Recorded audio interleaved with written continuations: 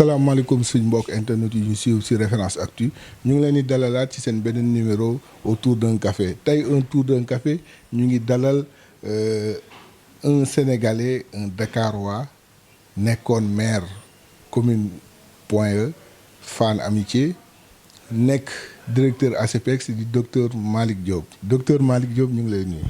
maa ngi leen di fay di rafetlu tamit seen invitation bi di rafetlu tamit le fait que ngeen di wax loo xam ne moom moo soxal askan wi di nuyu doomu réew mi doomu Sénégal yéen ñi nekk ci biir réew mi ak ci bitim réew. docteur suñu question fétiche muy question bu naqaree waxee mooy kan mooy docteur Malick Diop.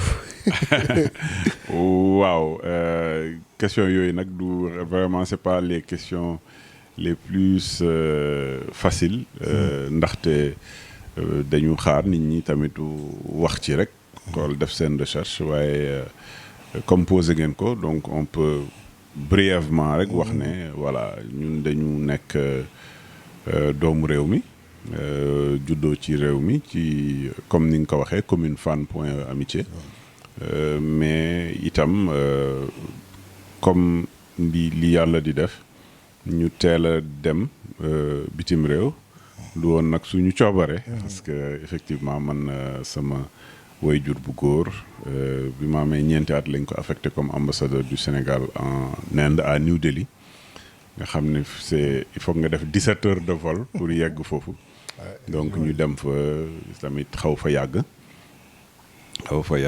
diiru presque fukki at man à un moment donné tamit ma dem Paris quelque temps toog foofu tuuti ba léegi ci ndaw après ñëwaat Sénégal demaat Rabat et cetera donc ci yooyu liñ ci gën a jàpp rek mooy le fait que ñu continuer nekk ci système français bi c'est-à-dire comme francophone lañ malgré le fait que par exemple New Delhi foofu ñoom ay anglophone lañ mais ñu ngi woon école française Maroc tamit par exemple ba léegi école française la woon pour continuer nekk ci francophonie bi parce que su fekkee ne da nga dugg ci yeneen système rek boo ñëwee Sénégal parce que dafay métti nga inséré wu surtout sur le système éducatif moo tax finalement ma am bac scientifique même bac français académie de Bordeaux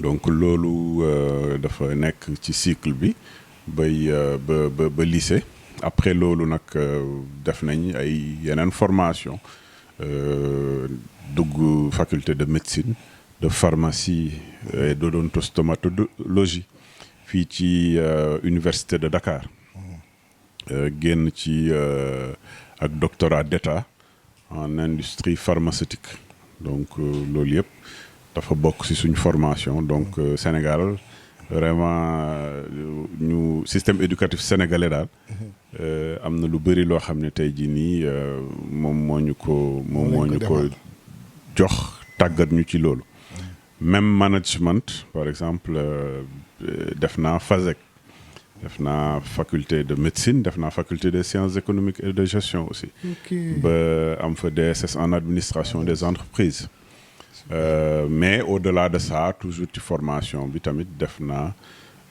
école nationale d'administration publique mooy ENA bi nekk Canada boobu tamit ma génn ci maître en administration publique parce que dans tous les cas ñaar ñi c'est complémentaire mais tamit niroowul xam nga jàng mbirum faj bokkul ak administration publique ak économie administration publique administration privée et cetera donc loolu ci formation bi la ci loolu tamit su fekkee ne tamit mbirum cursus professionnel donc man ci industrie pharmaceutique bi comme ci lañ ma tàggatoon nekk naa ci SIPOA bi ñu naan Sanofi Santé Labo ak Pfizer avant Park Davis la woon waaw foofu ñu fa doon def production daan fa def liggéey tamit ci laboratoire je me rappelle SIPOA sax foofu lañ doon def chloroquine phosphate bi nga xam ne moom mooy Nivaquine. foofu lañ doon ñun am na waa diir bu bëri dañ doon defar Nivaquine.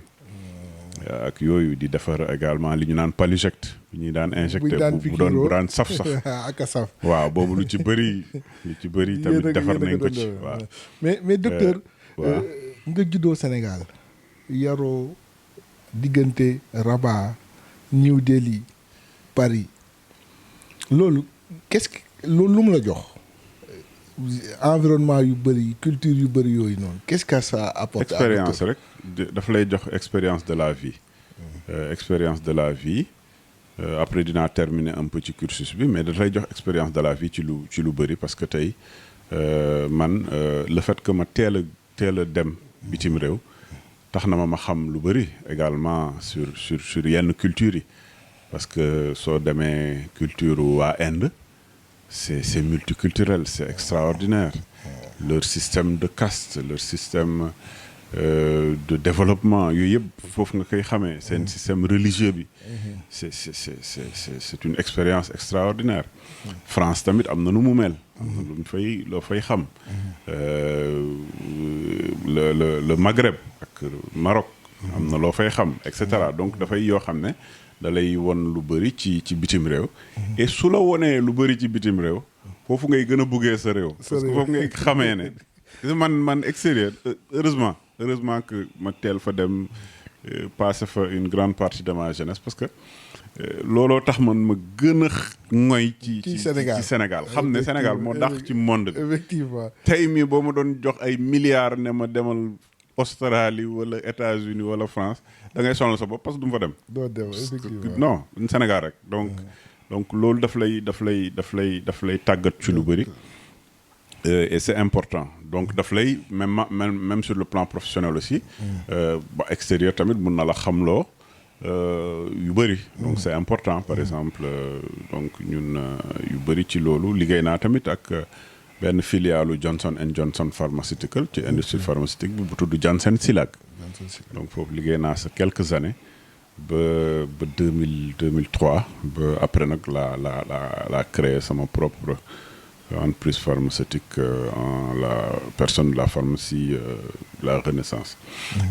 ci biir également donc ñu jàpp un certain nombre d'éléments yoo xam ne mën nañ ko ci yokk ma dugg ci politique en 99 ak président Moustapha yooyu dinañ ci ñëw mais dama bëgg rek docteur lan moo la poussé nga nekk am docteur d'état en pharmacie ay industrie pharmaceutique nga ñëw dem jàngi économie lan qu'est-ce qui t'a poussé à faire ça.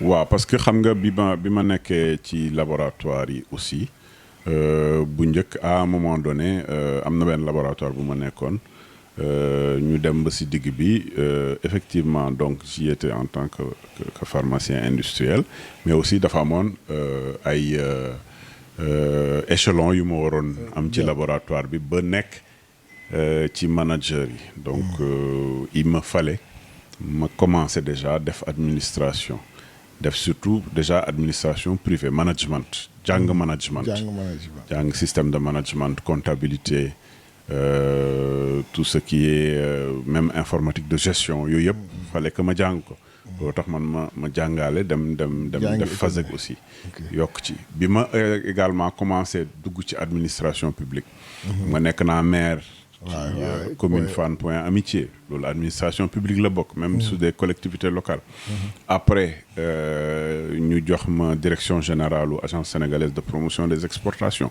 yooyu yëpp c'est bien mën nga am mun nga nekk docteur d'état mais administration publique leneen la administration publique c'est précis c'est voilà comme il fallait que également ma tàggat sama bopp ci loolu moo tax ma fexe ba dugg ci administration publique te xam nga le système nord-américain ak l'administration publique canadienne dafa nekk en avance sur quasiment beaucoup de choses waaw c'est quasiment l'une des administrations publiques les mieux avancées ñu am tamit benn école nationale d'administration publique boo xam ne sur le plan mondial ñëpp xam nañ ko donc beaucoup de chefs d'État sont sortis de là-bas et tout je me suis dit pourquoi pas xaaral ma essayer donc bi ma essayé donc finalement ça donc a passé. c'est passé ñu admettre ma dugg bon ça c'était dur ça a duré 3 ans mais finalement donc ça m'a permis aussi d'avoir beaucoup plus mine de rien connaissance ci loolu ku déglu li ngay wax ni il va découvrir que docteur Malick Diop c'est quelqu'un de balèze ci xam-xam ci déedéet man damay jàng rek même bu dee doo ko nangu mais moom malgré tout ça on voit toujours un gars bu calme toog xëccoo yi gars yi di xëccoo maa xam li ma xam kenn mësula ci dégg yaa ngi lu tax loolu non soxlawul loolu moom soxlawul man moom comme j'ai dit loo ut xam-xam am na ku la ëpp xam-xam wala am na ñu la ëpp xam-xam donc tey ki mënul am xam-xam dëgg moo ki foog ne moom xam na lépp man moo tax man xëy na sax ci li ma xam boo ñëwee man xamu si lu bëri parce que ku ci nekk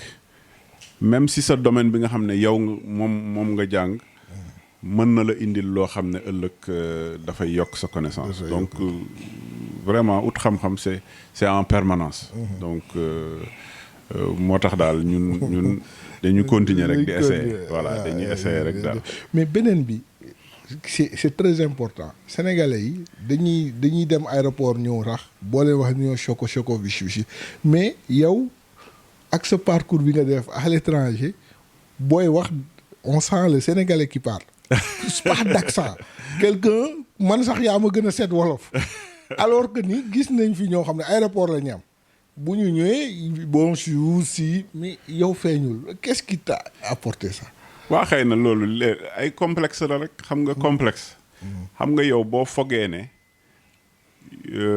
aada ak cosaanu ki nekk bitim réew moo gën sa bos da ngay jéem a singer bosam c'est-à-dire da ngay jéem a fexe ba sa bos mel ni bosam alors que sa bos moo gën bosam ñun dañu am racine ñun dañu am ay racines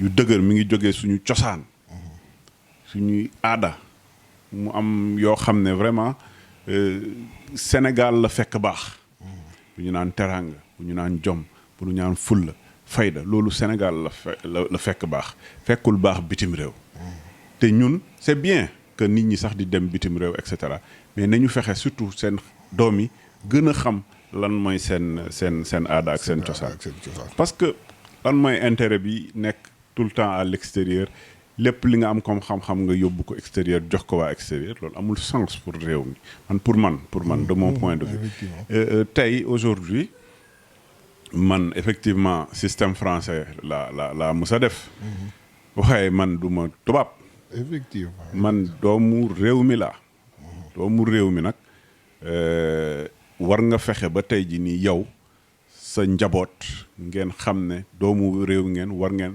làkk boo xam ne làkku réew mi la soo dee pulaar nga làkk pulaar soo dee wolof nga làkk wolof soo dee saraxule nga làkk saraxule et cetera parce que loolu moom mooy loolu dafa bokk ci suñu aada ak suñu cosaan waaye jógee fii toog yow xëy na dem nga ba am 20 ans mosoo sax génn réew mi dem def ñaari at dellu si dem États-Unis naan xaw ma lan ak lan dem France naan bon c'est-à-dire que non c'est pas amul sens c'est-à-dire loolu complexe la malheureusement bon da nga koy gis bon am na ñu bëri loo ñu wone les parvenus nag dafa bëri parvenu mooy xam nga rek boo gisee dara fees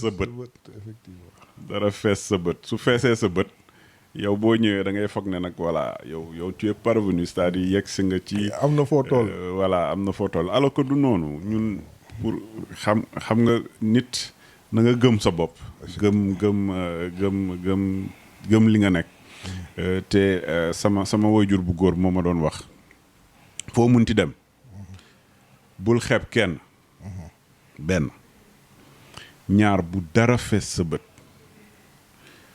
parce que ku munti doon warul amul lenn lu war a mën fees sa bët muy xaalis muy daraja non pourquoi parce que jombul kenn effectivement te yàlla moom mooy ñëw dénk après mu jeex après day jeex ku si munti nag day jeex donc soo ko jàppee noonu rek da ngay gëm sa bopp gëm sa cosaan gëm sa aada et puis di ko doxal.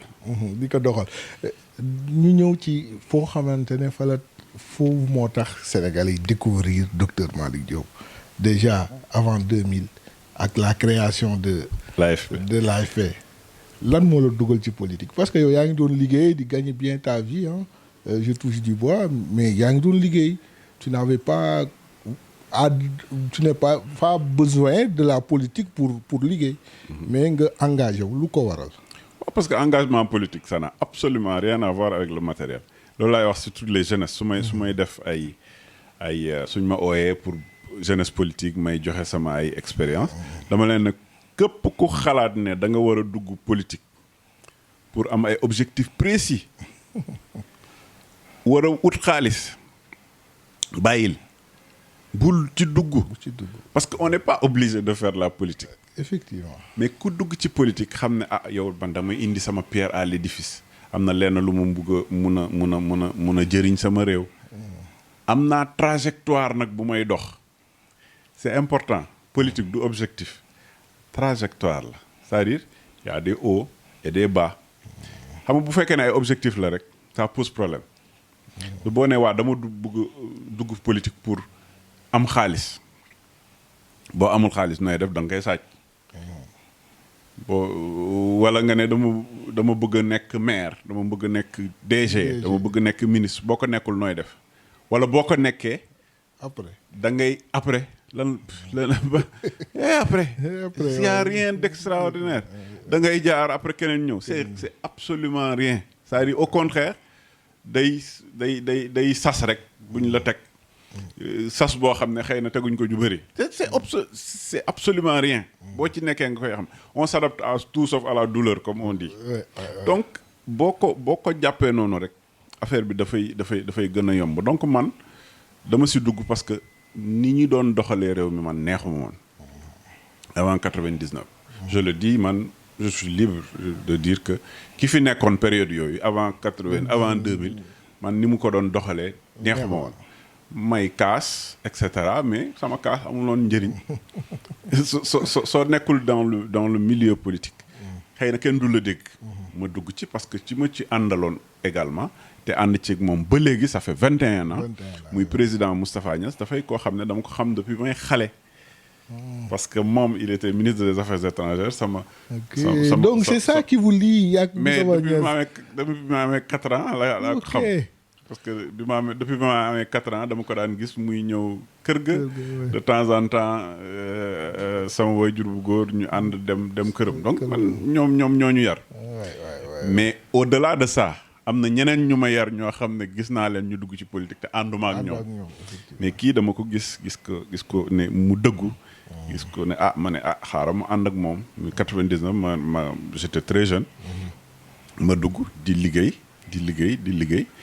di def li ma mën également di indi sama pierre à l'édifice et bon je dis aux gens chance bi ma am man mooy 12 ans d'opposition laa def nga njëkkee waaw 12 ans d'opposition ñun xam nga ku def 12 ans d'opposition xalaatoo dara xalaatoo poste xalaatoo xaalis da ngay ñëw rek di xeex mais ci 12 ans yooyu bokk nga ci les jeunes yi incarné prototype jeune politique yow Barthélémy Diaz Malick Noël Seck les gens vous adulaient parce que da ngeen amoon un discours responsable ba pare ci mbedd mi daaw leen may kenn dara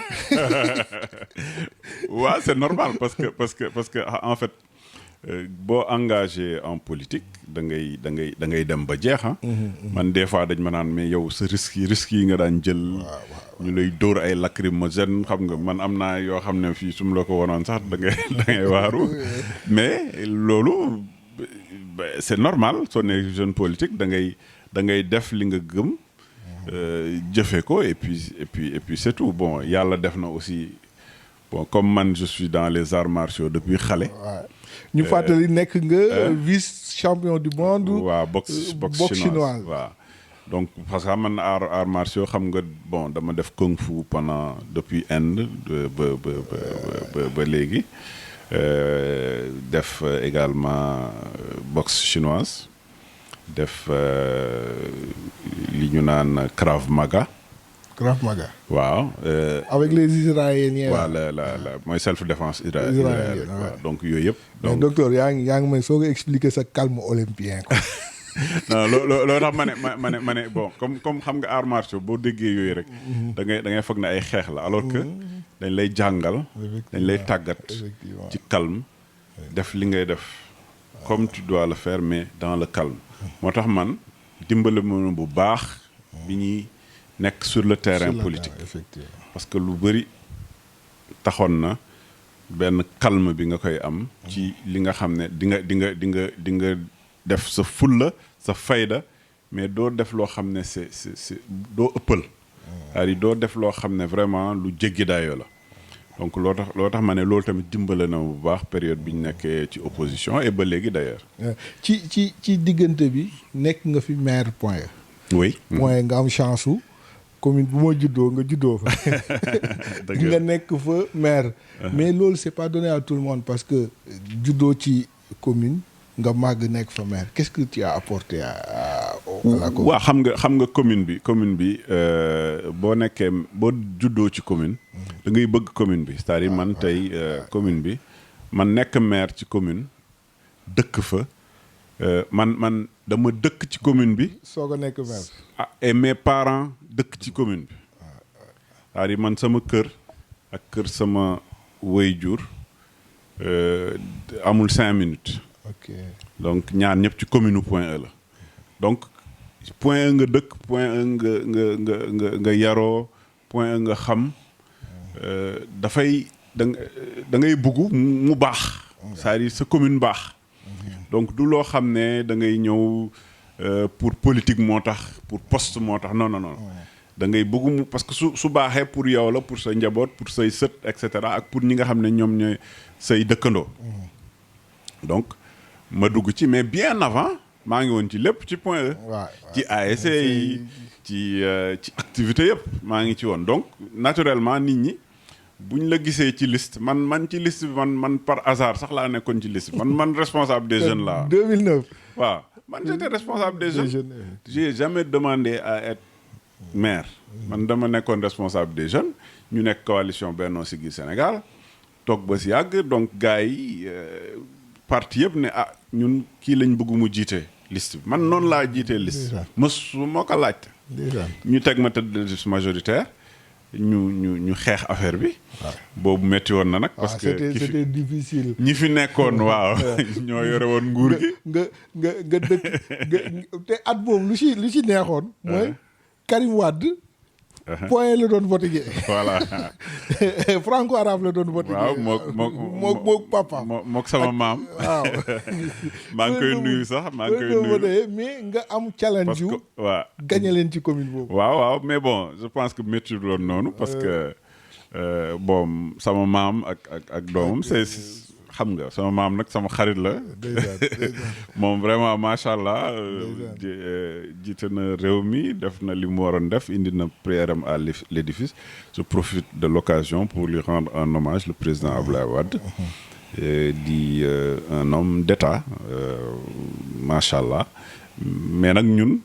du suñ génération ñun doom ji mooy suñu génération moo tax moom lañ doon fay. gis nga élection yooyu je me rappelle campagne électorale boobu.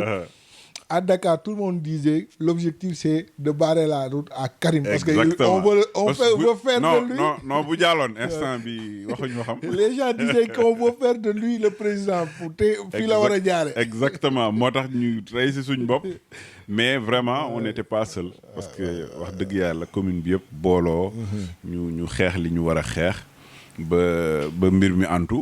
moo taxoon tamit aussi ñun suñu campagne mooy nakkoon vos idées notre programme c'est-à-dire nit ñi problème yi ñu amoon c'était l'assainissement c'était l'éclairage public c'était les routes. C'était la sécurité yooyu yëpp ñu xeex ci pendant la période de 2009 à 2014 te niñ ci xeexee la santé aussi. ak hôpital Gaspard Camara et tout donc il a fallu ñu reprendre yooyu yëpp avec un budget très faible. Et malgré ça on a eu de très bons résultats. remarquer aujourd'hui par exemple que bi ñu defee décentralisation 2014 ak léegi budget commune Fann Point Amitié multiplié wu na par 10. par 10 par rapport ak li mu fi mu nekk. waaw par rapport man li mu ko bàyyi woon ak léegi dafa multiplié wu par 10. et les gens ne savaient pas ñun naka lañ doon def pour fexe ba def investissement yooyu malgré le fait que suñ budget doon quasiment absolument mais bëgg suñ quartier point E Amitié Fann du dëkk yu war a naqaree defar parce que c'est déjà urbanisé xam naa foofu geste kii bi entretien bi mooy métti. waaw en réalité da nga il faut nga xam lan ngay prioriser. c'est-à-dire commune da ngay xam lan ngay prioriser pour prioriser il faut que nga dëkk fa. waaw il faut que nga xam ko. nga xam lan lay tey par exemple boo xoolee tey commune bi. ñun suñu problème tey jii c'est par exemple les autorisations de construire. c'est un problème moi je dis aujourd'hui il faut qu'on arrête ça. parce que léegi autorisation de construire yi ñëw na indi nañ ko ci commune bi donc nañ ko bàyyi nañu xoolaat bu baax naka la ñu reprendre ñun suñu urbanisme habitat. Problème également d'autres types de problèmes comme par exemple le stationnement. Problème mu sécurité yooyu yëpp c'est des choses yoo xam ne au fur et à mesure nit ñi dañ koy soxla environnement soxla nañ ko santé soxla nañ ko éducation école yeeg yooyu donc loolu yëpp loo xam ne la au fur et à mesure soo fa dëkkee daal nga koy gën a xam. toujours politique dañu gis nga jege woon kenn. Khalifa Ababacar Sall. ah c'est mon grand frère lui. bu nekk sa grand frère te damay faral di wax bokkoon nga si c'est plus kii lieutenant. non pas lieutenant. non quand je dis lieutenant période boobu 2009 2014 vous avez porté ensemble le combat de Dakar. exactement parce que moom maa ngi koy nuyu moom tamit c'est mon grand frère macha allah moom tamit defoon na liggéey bu rafet. ci Ndakaaru di ku baax macha allah man ma nekk maire Fann Point Amitié moom mu nekk maire Ndakaaru ma nekk en même temps adjoint au maire de la ville chargé de la santé ñu dénkoon ma santé Ndakaaru donc ci liggéey boobu moo taxoon ma doon liggéey santé ak assainissement ci 19 communes Dakar yi liggéey également ci sama commune en même temps donc muy koo xam ne tamit effectivement neexoon na nekkal partenaire ci biir Ndakaaru macha allah. mais nos relations n'ont absolument pas changé. mais à un moment donné il y a eu taxawu Dakar. mais man dans ma conviction man je reste dans la coalition bi ma nekk. man je suis comme ça. parce que ça a surpris beaucoup de gens même man ba ma gisee liste. taxawu Dakar gisuma docteur Malick Diop je me suis dit waay lu xew.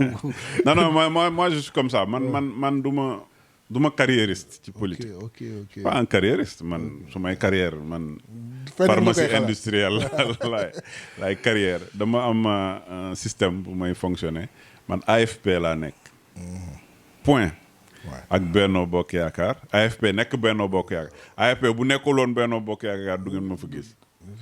mais AFP nekk Benno Bokk Yaakaar donc maa ngi Benno Bokk Yaakaar maa ngi AFP maa ngi Benno Bokk Yaakaar donc c'est comme ça que je fonctionne. du ma calculer ndax gagner élection ñàkk gagner élection est-ce que su ma duggee fii foofu laa ëpp chance non ça n'a aucune importance parce que man ay nekk maire nekk DG nekk ministre tout ça là ça ne m'apporte pas grand-chose. par contre mes convictions propres ci li ma xalaat ci fi ma nekk ak fi may liggéeyee comme sur le plan politique je les maintiens. tu les maintiens. docteur ñu génn ci politique bi ñu ñëw un peu ci fi nga nekk. waaw parce que après la mairie après yaa nekk directeur ASEPEX. directeur général ASEPEX. oui. ASEPEX lan mooy liggéeyam. waaw ASEPEX nañ ci wax bon après on va parler de santé j'espère. dinañ wax ci santé. ASEPEX moom ñun suñuy liggéey mooy xam nga état dafa am PSE. PSE lan la mooy ñu changer économie bi. de telle sorte que dañ koy dugal xaalis boo xam ne dafay jógee ci état dañ koy dugal foo xam ne day indi. haute intensité de main d'œuvre day indi liggéey bu bëri. day indi investissement ñu investir ci biir réew mi ci secteur yëpp.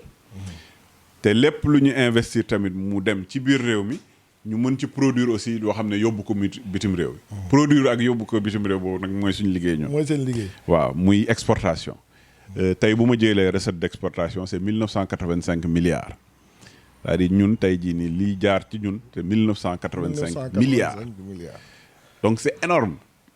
secteur d'exportation ba ngeen ñëw fekkoo leen ko foofu. ah déedéet jegewuloon sax fii. jegewuloon sax foofu. c'est à préciser quoi pour gis importance. non jegewul fa ñu ngi woon ci ay 1300 à peu près. année dinañ yokk à peu près 10%. exportation. su ma jëlee daaw moom moo ëpp yëpp parce que daaw ñu ngi woon ñu ngi jógee 1670 milliards. yóbbu ko 1985 milliards. daanaka croissance bi c'était presque 20%, 18,9% de croissance. musul am dans l'histoire du Sénégal. secteur yi nag napp la. napp li ñuy nappee fii jëlee ko fii defar ko ci anam bi mu gën a baaxee yóbbu ko bitim réew jaay ko bitim réew suñ ko jaayee bitim réew entreprise jaay ko bitim réew xaalis bi dellu si entreprise yi dugal ko ci njaboot bi noonu mooy exportation. ngeen daal made in Sénégal ngeen di jox. waaw wala luy meññee fii. ñu koy defaree fii ci anam boo xam ne bitim réew soxna na ko ñu yóbbu ko bitim réew. mbirum xarala. les nouvelles technologies nañ ko ooyee. mbirum xarala jumtukaayu xarala yooyu. tey jii nii lu bëri dañ koy defaree fii yóbbu ko bitim réew. mbirum toccarmeku mooy. ay diw ay huile de baobab. beurre de karité yooyu yëpp fii lañ koy defaree yóbbu ko bitim réew boo jëlee par exemple chaîne de valeur yi. chaîne de valeur yi mooy fi muy soxee ko ba yegsi ci njaay mi. bu ma jëlee chaîne de valeur karité. chaîne de valeur karité mooy lan. karité jigéen yiy bay ak ndaw yiy bay fële ci Kédougou. karité bi bu ñu ko bayee defar ko ci anam boo xam ne dinañ ko mën a yóbbu Ndakaaru. defaraat ko ci anam boo xam ne mën nañ ko ambale bu ñu ko ambalee dugal ko ci bateau yi wala ci avion yi. mu dem bitim réew ñu dem ci foire yi. ci salon yi ci exposition yi. jaayee ko njëg moo xam ne ëllëg. entreprise boobu daf koy dugalaat ci jigéen yooyu ak ndaw yooyu nga xam ne ñoom ñoo nekk ca Kédougou ci Salamata ca Saraya et cetera. benn exemple la rek. exemple la mënoon naa joxe exemple Casamance mango bi ak anacarde mënoon naa joxe exemple soble bi nga xam ne tey ñu ngi koy defee au nord. mënoon naa joxe exemple gerte bi nga xam ne tey jii nii ci Sine Saloum lañ koy defee et cetera. donc yooyu yëpp tey ci ñun ci loolu la ñuy liggéey dinañ liggéey également artisanat. lépp luy der liggéeyu der liggéeyu bant liggéeyu également ñaw comme costume made in Sénégal et cetera. loolu yëpp comme yi ngay sol quoi. comme yi may sol en général voilà. donc yooyu par exemple dañ ciy liggéey ak ñi nga xam ne ñooy artisans yi ñu yóbbu leen ci foire yi ci salon yi ci exposition yi mission économique et commerciale. pour que ñu koy jaay bitim réew. loolu mooy tax ba léegi ñuy yegsi ba. chiffres yooyu ngeen di dégg. mais chiffres yooyu dañu liggéey ci mine aussi. docteur chiffres yooyu. est-ce que comme ni nga wax chaîne de valeur bi ki nekk au bas de la chaîne est-ce que yéen a ngi xool ndax ñoo ñu ngi ciy gis seen bopp. bu baax a baax a baax a baax. dama lay jox rek exemple mango. mango 125 000 tonnes lañ doon def. la ñuy def chaque année à peu près. ñi ngi ci doon exporter 8 000 tonnes. tey ñi ngi ci exporter 25 000 tonnes. 25 000 ci mango tey defar fexe nañ ba ñuy def li ñu naan certification des champs des vergers suñu certifié verger yi am na ñoo xam ne 8 rek la ñu def tey 8 mango parce que 8 mango du lu simple de doo sànni sa xeer 8 ko de pour exporter déedéet. dafa am façon comme ni ñu daan def temps booy di sàcc mango non. sànni xeer wala yéeg gaaw dagg. dafa am noo koy daggee. dafa am nu muy tegoo ci kii bi ci biir ci garab bi. boo xam ne bu ko tegoo rek boo ko yóbboo day lakk. éviter mouche des fruits. am na feebar bu nekk ci mango bi bu ñuy ooyee mouche des fruits benn bi ñu ngi koy ooyee anthracnose naka lañ koy traité. dafa am ñoo xam ne seen liggéey loolu la. donc ay liggéey la yu bëri am na ñoo xam ne buñ ko wàccee ba pare dafa am nu ñu koy tegee ci ay bakk. am na ñoo xam ne ñoom. dañ koy jëlee ci kii bi verger bi tool bi yóbbu ko directement fi nga xam ne moom la ñuy def stockage. xam nga kooku liggéey la. am na ñoo xam ne bu ñu ko yóbboo fi ñu koy stocké ñoom ñoo koy wàccee raxas ko. y a des par exemple y a un regroupement de femmes y a des regroupements de femmes yoo xam ne ñoom raxas mango. moom mooy seen liggéey. am na ñoo xam ne tri bi la ñuy def. dañ koy trier bu yu bon ñu teg fee yu kii am na ñoo xam ne ñoom ñooy def kii bi calibre bi. calibrage mango et cetera am na ñoo xam ne ñooy def emballage bi am na ñoo xam ne ñooy utiliser xarala informatique ñoo xam ne loolu mooy seen liggéey.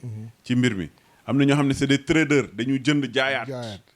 am na ñoo xam ne bu ñu demee fële traders yi surtout bu ñu demee ay salon professionnel ñoom ñooy négocier ak tubaab bi wala ak africain bi bu ñuy négocier ba pare ñu tënk njëg bi bu ñu tënkee njëg bi ñu dellu si fexe ba ñu defaree ko ni anam boo xam ne noonu lañ ko bëgg mais kon yéen li ngeen di def nii dina am impact bu am solo ci xeex bi nguur gi di xeex ci ndóol ci ndóol waaye ci ñàkk xëyu ndaw ñi.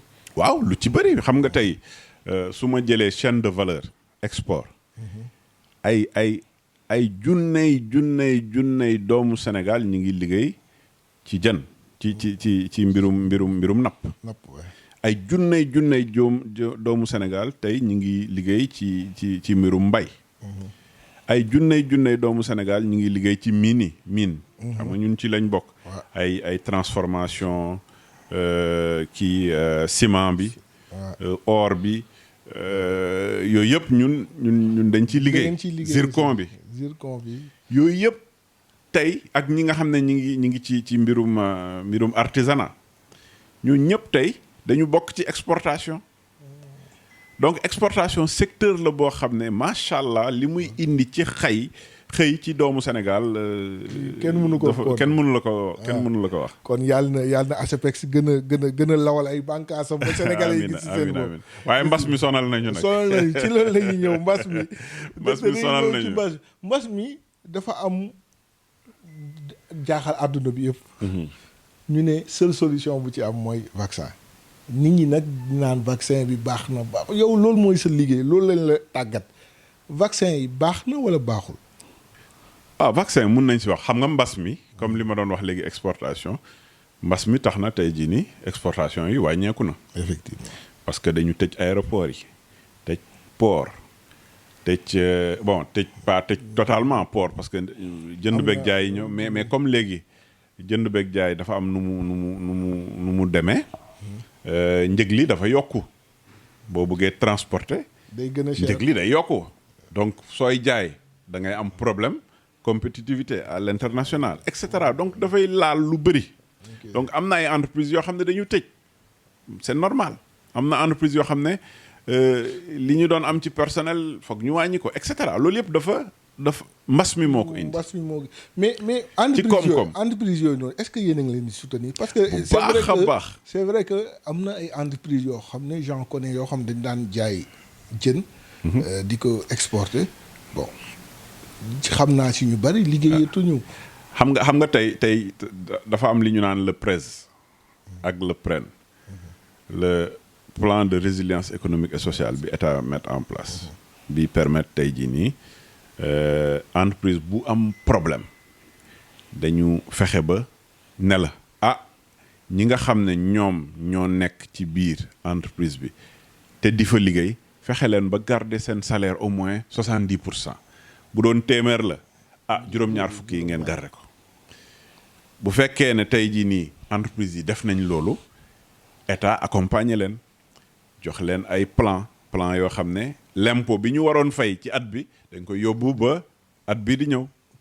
fexe ba itam bu fekkee ne yow ci li nga xam ne moo nekkoon sa fonds de roulement te li nga jënd ak jaay moo la ko taxoon a am wala production moo la ko taxoon am ñu fexe ba defal la ay prêt donc gis ngeen ay 200 milliards yi nga xam ne dugaloon nañ ko ci entreprise yi am benn chiffre d'affaires de supérieur à 100 millions par an ak 200 milliards bi nga xam ne dañ ko def fonds direction de l'entrepreneuriat rapide ak 100 milliards bi nga xam ne plan bi ñu naan kiraay liggéey la et cetera loolu yëpp état moo ko accompagner ba nga xam ne entreprise yi am na yu daanu waaye yu bëri tey ñi ngi ñafe daal mais xam nga ñafe boobu bu ñu continuer ànd ak mbas mi te réglé wuñ problème bi dinañ ñafe waaye benn buñ dinañ yegg diir fi mu ne nii dañu xaw a taggatémbe dinañ yegg si diir dañu nërmeelu donc il faut que ñu xool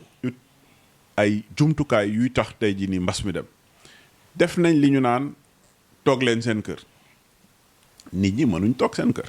non parce que le président dañuy daw dépense. nee na 90% de l'économie presque informel la. waaw bu ñu toogee seen kër mu métti. mënu ma joxe chiffre mais ñu bëri daal dañuy daw dépense nañ ko jàpp noonu. bu ñu xëyee daw dépense bi dafa bëri. lu ñuy am ci journée bi moom la ñuy joxe dépense. voilà léegi comme yow nit ñi ngi daw dépense foog ñu dem ñi ne leen takk leen seen masque ut leen gel et cetera mais ba léegi.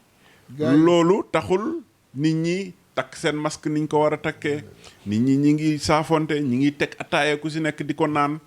di boole kaas yi boole booli boole jël couvert yi kuddoog fourchette ku si nekk nga koy paasante moo tax mbir mi di law donc amuñ trop de solution comme amuñ trop de solution communautaire dañu ut li ñu naan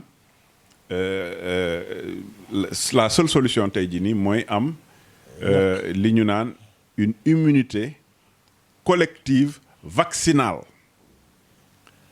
une immunité collective vaccinale parce que dama ne sama am benn collègue bu doon wax mbirum vaccin garab la garab nag wax leen ko borom garab yi defarkatu garab yi mooy ñan pharmacien yi nekk industrie parce que garab amul xamantu da nga koy xam wala doo ko xam wala nga bañ ko xam amul dam ko xaw a xam déedéet boo ko xawee xam bu ci wax boo ko xamee nag nga wax ci loolu lan la ñu wax dañu ne tey kenn mënul obligé Sissoko ne ko demal ñu vacciner la Sissoko feebaroo de kon soo feebarul duñ la tey obligé ne la dañ lay faj boo feebaroon sax pour ñu faj la sax foog ñuy waxtaan ak yow. xëy na sax di nga bëgg faju léegi mais dinañ la wax est-ce que d'accord nga faju astama nag koo xam ne dañ lay vacciner parce que vaccin lan la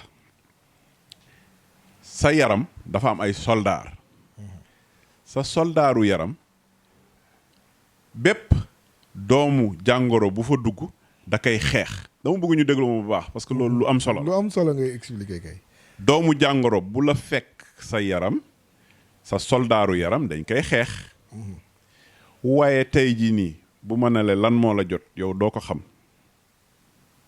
bu ma jëlee 95% des sénégalais kuñ ci wax lu la jot du ko xam nga lu tax parce que duñ def bilan kon xamuñ ko am jabet ku am jabet fi mu ne nii am na soldaaram yu bëri yi ngi xeex jabet bi ku am hypertension am na soldaaru yaram yu bëri ñi ngi xeex hypertension ku am asthme am na soldaar yu bëri yoo xam ne ay soldaaram la ñi ngi xeex asthme ku am cancer buy tàmbali wala bu nekk ci digg bi wala buy waaj a jeex am nga soldaar yu bëri ñoo xam ne ñi ngi ciy xeex tey ku am rhumatisme sa soldaar yi ñi ngi xeex ci rhumatisme tey ku soj sa soldaar yi ñi ngi xeex ci soj bi et cetera ku xam ne problème mu cardiaque la am koo xam ne poumon yi moo am problème koo xam ne tey jii nii xëtër bi moo am problème tey et cetera loolu yëpp ku ci am problème sa soldaar yi ñu ngi ciy xeex xam nga soldaar yooyu bu ñuy xeex foofu ba dem foofu bu ci dara tegoo virus bi ñëw dugg soldaar yi duñ tal virus bi comme taluñ virus bi nag virus bi dafay dugg coloniser yaram bi yëpp feesal yaram bi rey la comme xamuñ tey état de santé population bi vaccination mën a régler problème bi parce que vaccination mooy lan dañu won sa yaram soldaar yooyu may wax noonu dañ leen di won caabi bi nga xam ne moom la doomu jàngoro bi virus bi SARS-CoV-2 caabi bi muy indi pour dugg sa yaram ci sa cellules yi comme dañ koy won caabi boobu moom vaccin bi dafay fexe ba caabi boobu soldaar yi gis ko ba xàmmee ko xàmmee ko mooy dafa am ay cellules yi nga xam ne mooy cellules yi tax ngay xàmmee. C'est important loolu mooy premier principe bi.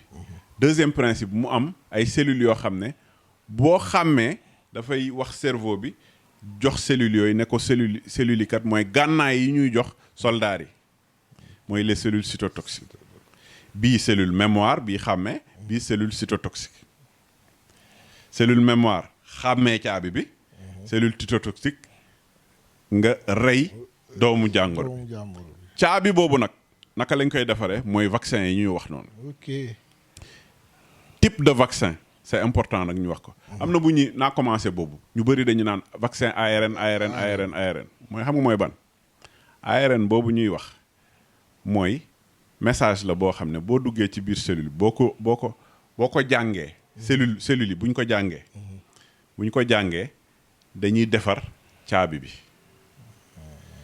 caabi virus boobu la ñuy defar naka lañ la koy dañ lay jam buñ la jamee dafa mel ni leetar boobu ñu dugal ko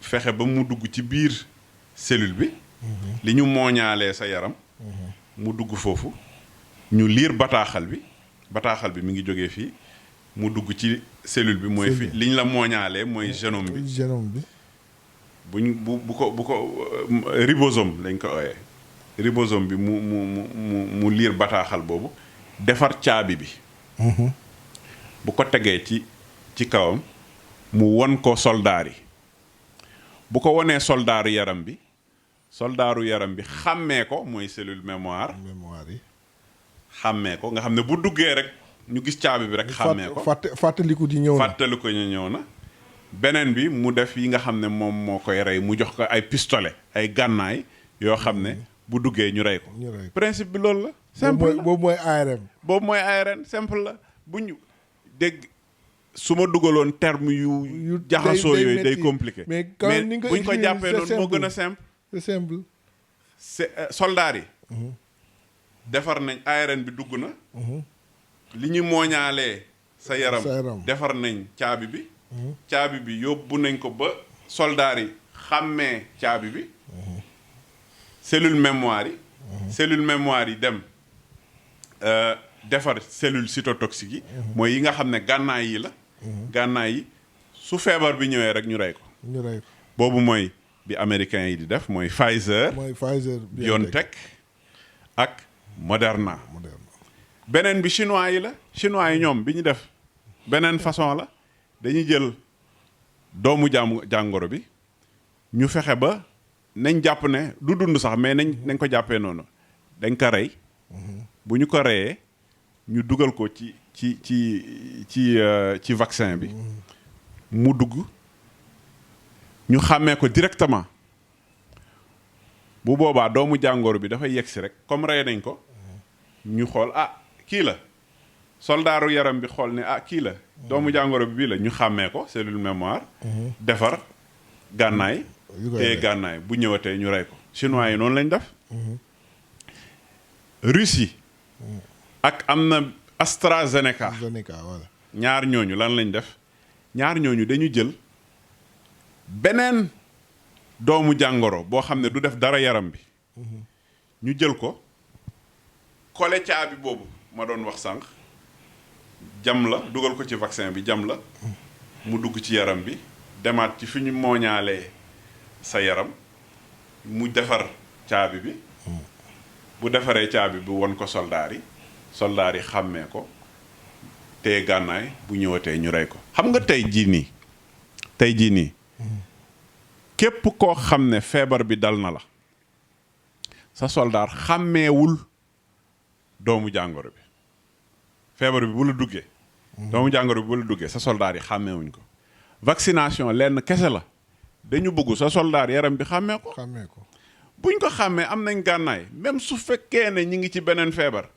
xam nga tey jii ni man bu ma nee man kung fu tey ceinture noire kung fu ceinture noire Krav Maga ceinture noire boxe chinoise ma ñëw taxaw nit taxaw sama wet bu ñëwee téye pistolem tiire sama ceinture noire yooyu ban rab. du am benn njëriñ. amul benn njëriñ. du am benn njëriñ. waaye bu ma amee sama pistolet. nit ki bu taxawee bu ñëwee sax ak pistolet am dama koy jam. n'est-ce pas. loolu kese la. vaccination nag loolu kese la dañu war a dugal. dañuy armer suñu yaram. li nga xam ne dina la permettre nga am pistolet pour rey virus bi. effectivement loolu kese la. maintenant ñu ne dafa am ay effets secondaires te xamaguñ ndax sax am na effet secondaire. effet secondaire. ma jàpp ne man mi nekk ci industrie pharmaceutique. bi àdduna nekkee àdduna ba léegi benn effet secondaire ñi ngi koy gën a gis ci garab yi nga xam ne moom mooy faj directement mooy comprimé injection yi ñuy teg ngay traité. vaccin moom effet secondaire bëriwu ci wax dëgg yàlla. ñun bi ñu tàmbalee ba léegi munoo comparer effet secondaire yi nekk ci vaccin ak effet secondaire yi nekk ci garab yi ñuy utiliser en général. bu ngeen ubbee garab bu mu munti doon da ngay gis indication garab bi lan lay faj. posologie garab bi nuñ koy jëlee ak effet indésirable ak effet secondaire di nga naan dinaa kii dina def crise bi dina def lii dina def lii dina def lii. mais fi mu ne nii li ñu jàppagum ci vaccination bi ñu def lu ci bëri suñ la injecté di nga am problème. tuuti muscle bi xaw a kii parce que foofu lañ la jam. c'est normal. sa yaram mën na tàng ñaari fan ñetti fan. parce que sa soldats yi ñu ngi yëngatu. ñu ngi won sa dina xaw a yëngatu donc sa yaram dina xaw a tàng. dina am de temps en temps exceptionnellement benn syndrome bi ñu naan syndrome de Bell mu am nu sa kanam nu sa xar kanam mel nii. d'un côté mais c'est exceptionnel. te loolu c'est passager 2-3 jours après mu dem et cetera. mais fi mu ne nii daal gisaguñ ci lu garaaw a garaaw ñu ne ne ñu joxe information bi doomu réew mi ñu xam. ku xalaat ne loolu dal na sa xel mën nga dem vacciner. ku su dalul sa xel nag bu boobaa kenn mënu la wax nga vacciner li nga wax nii. man mi nga xaw ma dara ci pharmacie. j'ai compris. bon que non sérieux li nga wax nii j'ai compris. est-ce que tamit jarul des gens comme toi ñu dem ak type de communication bi nga defee nii ñu wax sénégalais yi comme parce que moi j'ai l'impression que ni gars yi xamuñu. waaw xam nga vaccin ñun noonu la ñu mës a def. man je me rappelle depuis que maa ngi ci mbirum industrie pharmaceutique. fépp fu ñu neen vaccin rek. nit ñi danaan xam nga lu tax mu compliqué. parce que vaccin yow feebaragoo. waaw loolu mooy problème xam nga prévention moo compliqué. prévention même soo xoolee le système de prévention la li ñu naan la prophylaxie dafa compliqué parce que même bi naan paludisme bi mu gënoon lëmbee àdduna. dañ doon wax da ngay jël benn chloroquine phosphate 100 milligrammes par jour wala par semaine nga jël ci benn nga jël ci ñett amoon na protocole yu bëri yu ñu daan utiliser. bañ nekkee xale sonaloon nañu. waaw même loolu nit ñi dañ doon wax non. waaw d'ailleurs chloroquine dafa am effet secondaire d'ailleurs lii loolu rek de te du vaccination. benn système de prophylaxie la woon. parce que su feebar bi ñëwee rek la ñuy jaaxle. te su feebar bi ñëwee nag dafay compliqué. da ngay ñëw ñu war la perfuser wala ñu war la jam paluject et cetera c'était compliqué mais mal ils n'étaient pas préparés ma joxe également beneen affaire bu am solo bu ñu fexe ba adduna bi yëpp am vaccin jeex ñun dootuñ xam nu ñuy def parce que production vaccin yombul de gis nga ñun bi ñu nekkee ci laboratoire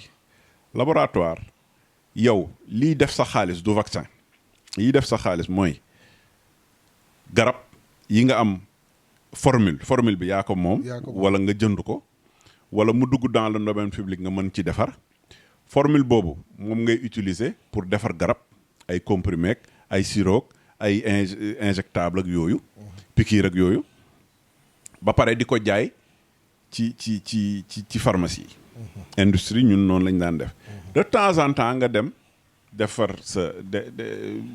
def recherche mais recherche daanul bëri mais léegi recherche dañ ci dugal xaalis bu bëri moo tax mu gaaw parce que vaccin daan na def 9 ans 10 ans. parce que loolu moo jaaxal léegi at rek non industrie pharmaceutique ak génie génétique fi mu toll ak xaalis bi ñu ci dugal soxlawul ngay def 10 ans. xam nga fi nga daan def waxtu wala ñaari waxtu par bés bés bu nekk nga def ci nga def ci presque 24 heures sur 24. ay bés yi nga koy liggéey en permanence et cetera. donc loolu moo tax tey jii nii mbir mi gaaw. ñaareel bi production mondiale bi li ñu soxla pour am une immunité vaccinale mondiale. wóoruma ne dinañ ko mën defar. parce que 8 milliards de personnes. 8 milliards boo bëggee am immunité vaccinale il faut au moins 5 milliards yi. am vacciné. te tey àdduna bi mu tàmbalee ba léegi musuñ def 1 milliard de vaccin pour benn feebar amagul. mais bii ñi ngi ñefe te liñ ñefe li ñuy xalaat mën nañ ci def 2 milliards peut-être parce que amul assez de possibilités pour produire. peut-être ñu def suñu lu mu bëri peut-être ñu def 3 milliards waaye réew yi am doole. duñu lépp la ñuy jël te tey feebar bi ñoom la gën a sonal. ñoom dañuy njëkkante gaaw am mais ñun tamit war nañ fexe ba am li ñu war a am état mi ngi ci def li mu mën mais waruñ fexe xeex ba am ay vaccin nit ñi naan waaw non vaccin bi est-ce que lii est-ce que je suis désolé dinañ toog nag ba benn instant feebar bi toll noo xam ne il faut que ñëpp daw si am vaccin ñu leen vaccin yi produire nañ leen ba pare. man loolu laa ragal ci mbir mi mais comme j'ai dit dama koy répéter tout le temps kenn waxul kenn. vacciner déet. waaw ñun ñu bëgg vacciner wu nañ dem vacciner wu. c'est-à-dire tey si sox man duma la ne demal vacciner.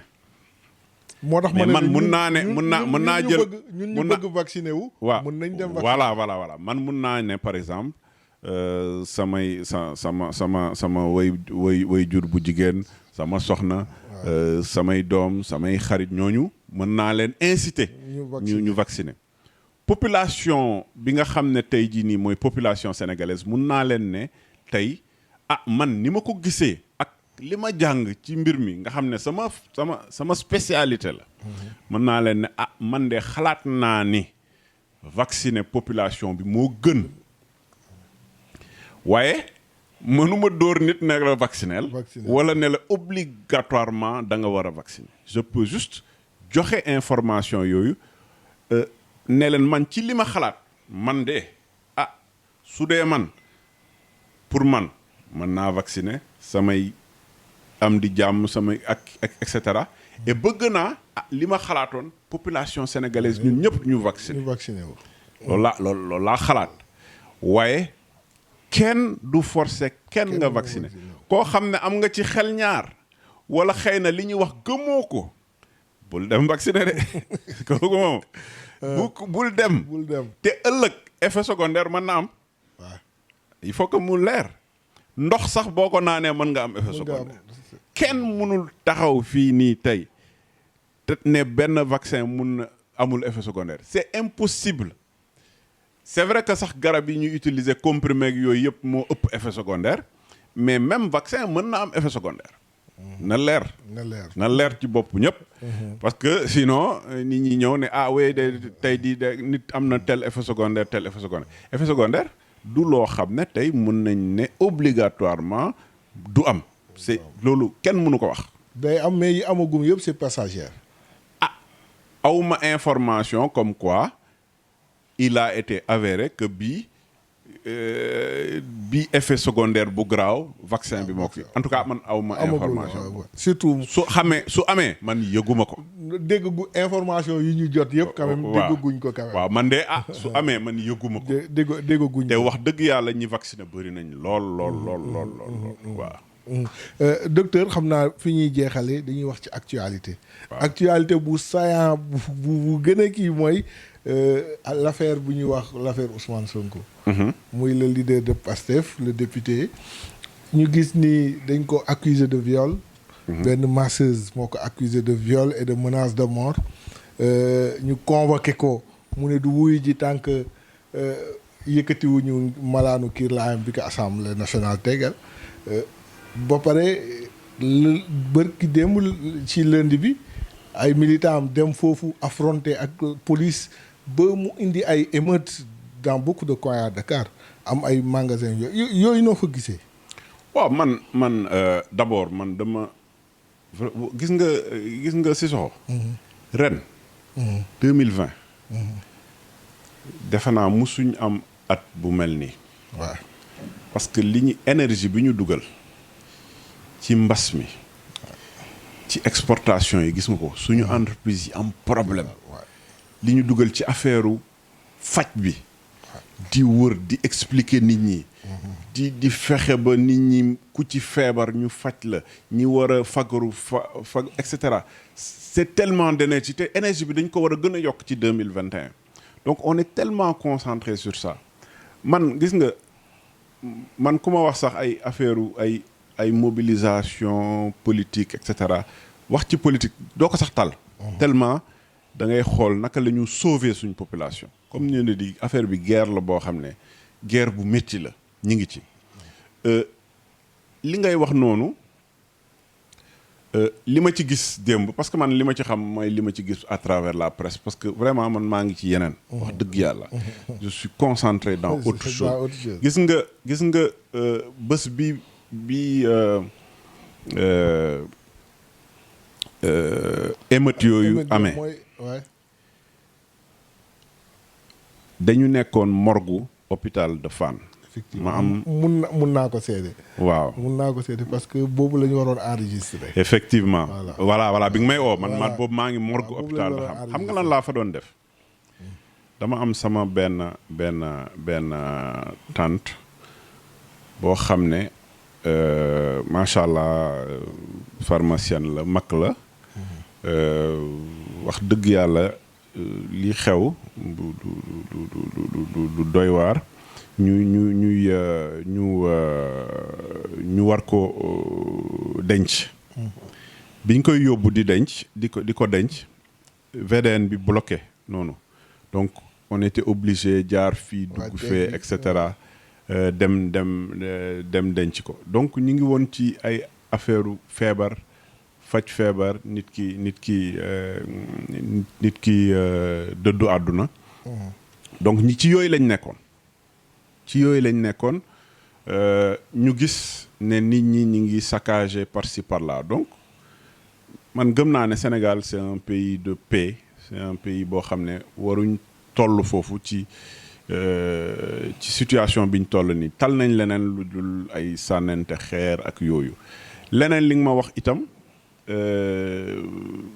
benn fait privé la mooy koo xam ne dañ ko ci li ma ci gis man wax dëgg yàlla mënuma je ne parle jamais des gens d'abord man loolu man de tout temps ça fait 20 ans que je fais de la politique mais du ma waxu nit dinaa wax rek ay principes majeurs d'abord gis naa ne am na koo xam ne dañ ko tuumaal gis naa tamit conférence de presse mu ne loolu amul je pense si li ma comprendre parce que j'ai suivi juste une partie conférence de presse bi mu ne ci lim ci wax mu ne amul ci wolof bi daal laa suivre daal apparemment donc amul luñ ci commentaire man awuma lum ci commentaire loolu daal laa gis ni ma ko gisee noonu la ko ñëpp gisee loolu wax dëgg yàlla nañu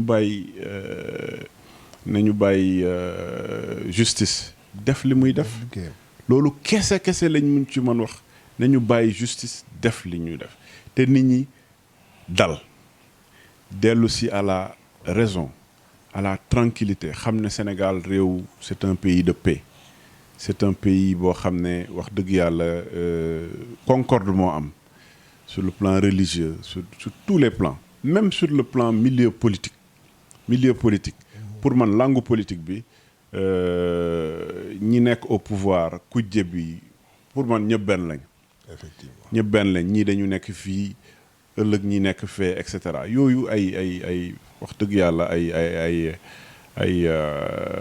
comportement la yoo xam ne war nañ fexe ba gën a booloo en tout cas en tant que Sénégalais mais les faits qui sont des faits divers man mënuma ci commenter awma lu mu ci commenter ñaareel bi li nga xam ne mi ngi ci loxo justice duma ci wax du ma ko commenter du ma ci wax. doo ci commenter par contre bu ma gisee ci mbedd bi nit ñi di sànnante ay xeer dama naan ah loolu de c'est déplorable c'est dommage que fi ñu toll nit ñi di sànnante ay xeer xaw ma nag lu xew xaw ma lu tax ñuy sànni xeer xaw ma et cetera mais pour moi c'est déplorable. C'est déplorable mais du ñu jeexal docteur te doo ñu wax ci photo bi. parce que yow ak Vladimir Poutine. c'est très rare c'est très rare xam naa photo bi kañ la. ah bii def na ñetti at de. def na ñetti at waaw. waaw lii en fait lii dafa bokk ci li ñu liggéey ñun ci bureau international des expositions. xam nga depuis quelques années je pense que c'est depuis 5 ans 5 ou 6 ans je ne sais plus Sénégal dafa dugg bureau international des expositions mooy bureau international bi siège am nekk Paris nga xam ne tey jii nii moom moo yore lépp luy mission économique commerciale foire salon exposition dans le monde. 180 pays ñoo fa nekk.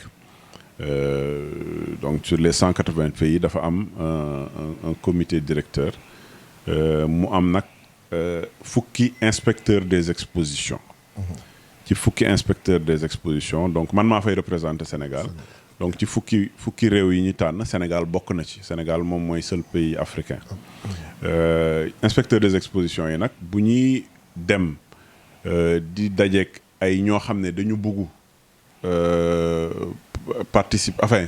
organiser une exposition dañu dajeel les décideurs les plus importants dont le président de la République en général wala su fekkee ne buur la le roi et cetera donc à travers la Russie la fédération de Russie Ekaterinbourg moom moo doon candidaté la ville d'Ekaterinbourg et ñun on devait inspecter la Russie sooy inspecter nag réew da ngay njëkk chef d'état da ngay njëkk a dajeek président bi wala chef d'état bi en tout cas fii président wu Russie la woon mu exposé ñu pendant 1 heure wax ñu lu tax moom mu war a organiser expo bi ci Ekaterinbourg ñun nag dañuy ñëw avec suñu méthode am na ay questions yu ñu lay poser yoo xam ne dina tax ñu xam oui ou non ndax yow sa candidature mën na valable ou pas.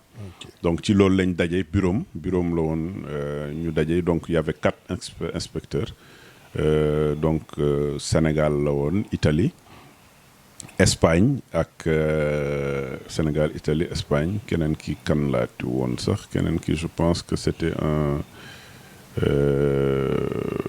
Sénégal Italie Espagne ak Amérique la woon je crois donc c'était les 4 waaw. donc ñu waxtaan moom mu def exposé bi ñun ku si nekk si ñun dafa am sa spécialité. foofu ngay ñëwee poser ko ay questions moom tamit tontu woon na bu baax. waaw et puis bon vraiment. gis nañ que ku porter réewam la woon daal. ku ko xam ne gëm na réewam daal. et rencontre bu am solo la woon parce que c'était un peu avant la Coupe du Monde. et après cela donc d'ailleurs le Sénégal ñëwoon foofu Coupe du Monde Sénégal tamit wane image bu am solo foofu. waaw damay rek dernier mot fi mu koy tënkee rek mooy di leen jaajëfal ndaxte tàmm nañ tamit di am ay interview wala ay débat mais très souvent des fois da ngay am un peu de déception si sujet bi war a ñëw ah. Continue c'est bon. ah dama arrête dama. continue aha garaaw la. ok di wax rek ne que liggéey bi ngeen di def liggéey bu rafet la ndaxte li ëpp solo mooy ñi nga xam ne ñoom ñooy doomu Sénégal li ñuy seetaan di ñu déglu ñu wax loo xam ne daf leen soxal te loolu ngeen def tey jii nii wax ngeen génnee ngeen ay sujets yu am solo yi économie la yi jaar-jaar la yi ci mbirum mbas mi mbirum faj ak yooyu donc yooyu yëpp ay yu am solo la parce que koom-koomu réew moom mooy tax ëllëg ci mbirum jàng ak jàngale ci mbirum faj et cetera nit ñi mën ci génn daal. di joxe également benn appel daal en tout cas appel à la population sénégalaise pour que ñu fexe ba daal man ci li ma xalaat ñu gën a jox gëddëm ñu gën a bàyyi xel daal ñu gën a bàyyi xel tey mbas mi.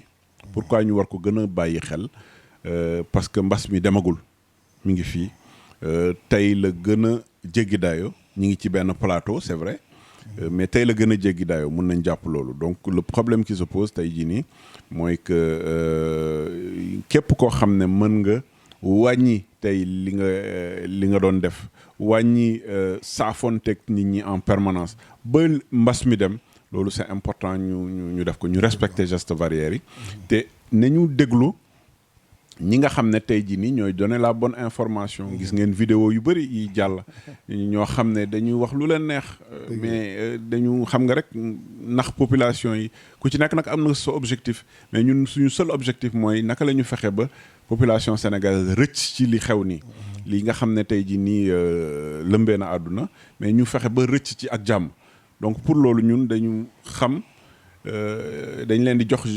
information yi ñu xalaat ne bu ñu leen ko joxee ku ci nekk dina xam li nga war a def. ku ci nekk nag nga xool sa intime conviction et puis topp ko. ku nekk xool sa intime conviction te topp ko loolu moo nekkoon suñu daje tey ak kii di docteur Malick Diop di directeur ASEPEX nekkoon fi maire bu commune Amitié Fann Point E ñu leen kontaan lool ci dalaloon leen ci émission autour d'un café di leen dig daje ci beneen émission.